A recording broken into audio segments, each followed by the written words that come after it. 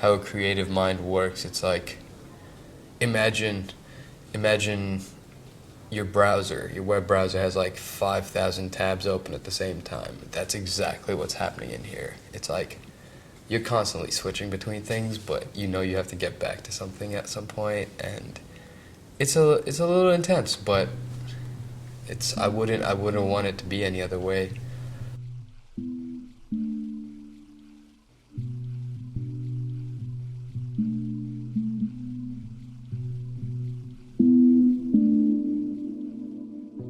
So the latest project, you throw a bunch of things up on the wall, and so this one hit. I think we've got funding for the Dex feature film. Right now,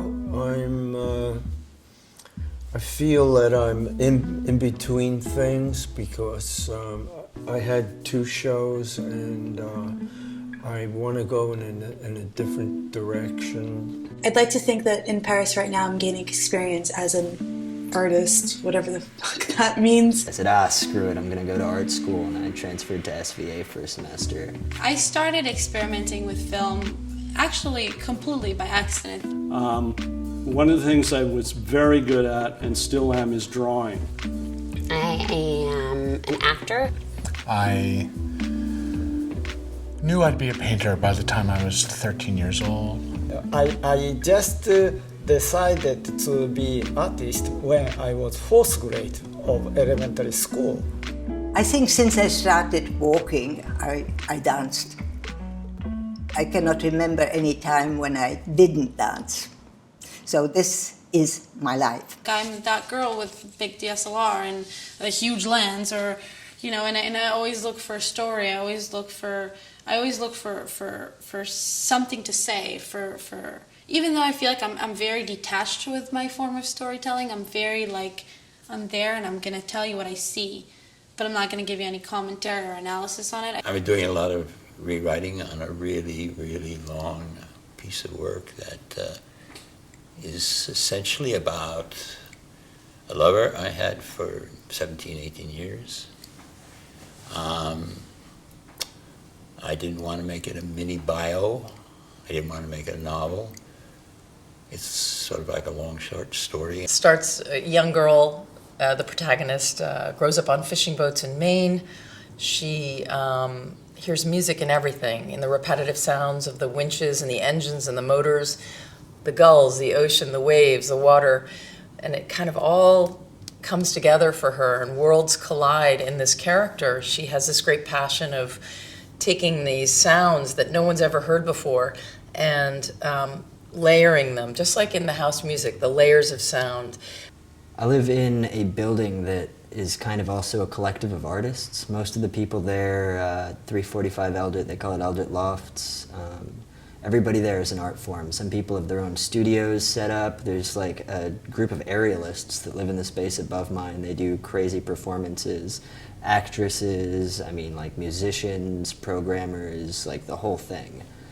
Westbeth is a place, a special place where artists, people can live, people can express themselves, people can sing, people can dance. We performed and taught adults that were in like the late 20s, 30-year-old contact improv class in this little church, and I think 10 people showed up. The contact improv scene is almost kind of dying there, and they were attracted to way other movement than the other students are. But what was so cool is that we had this big 15-minute improv at the end, and it was almost like we created a monster. Like it was just like crazy movement. Like who would have thought that like 15 people are in this room just like screaming and banging on the floor, or just lying on the floor, or moving in very odd ways that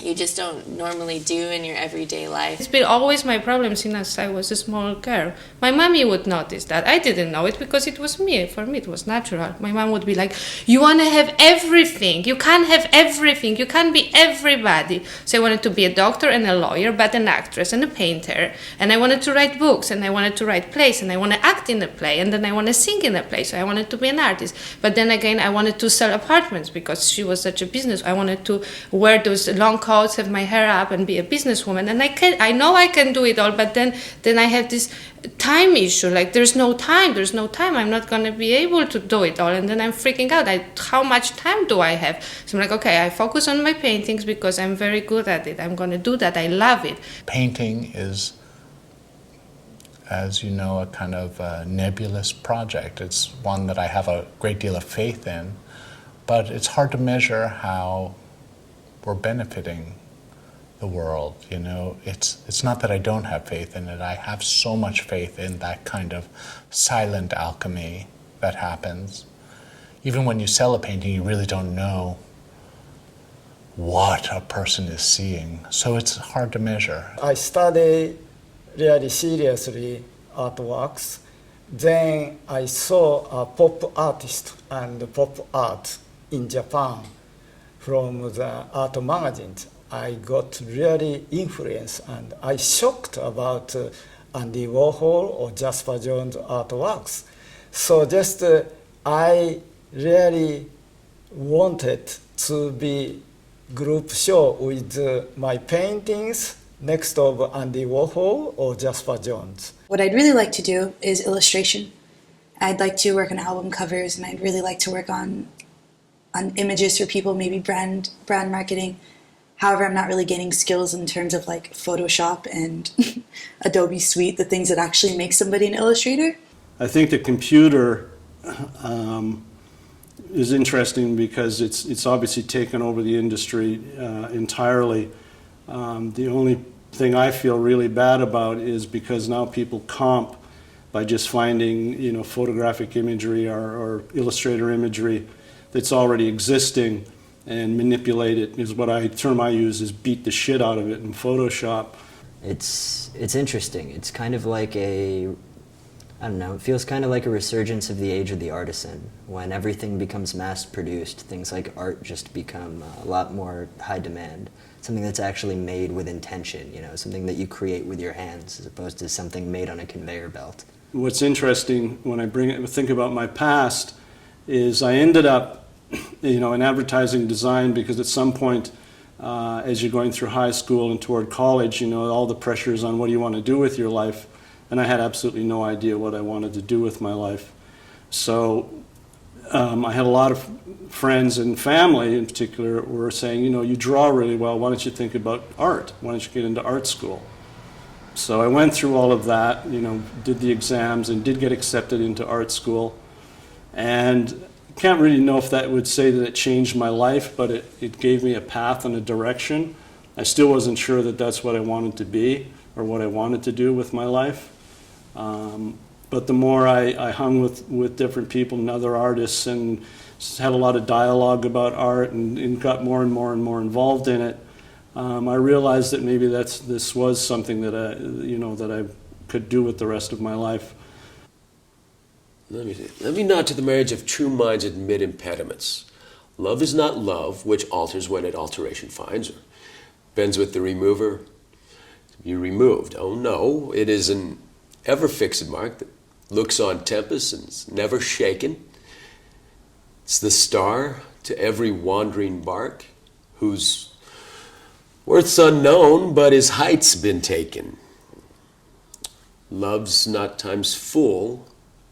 The rosy lips and cheeks within his bending sickle compass comes. And love alters not with his brief hours and weeks, but bears it out even to the edge of doom. And if this be error and upon me proved, I never writ, nor no man ever loved. With Shakespeare stuff. I do that every once in a while, just to kind of sharpen up my mind.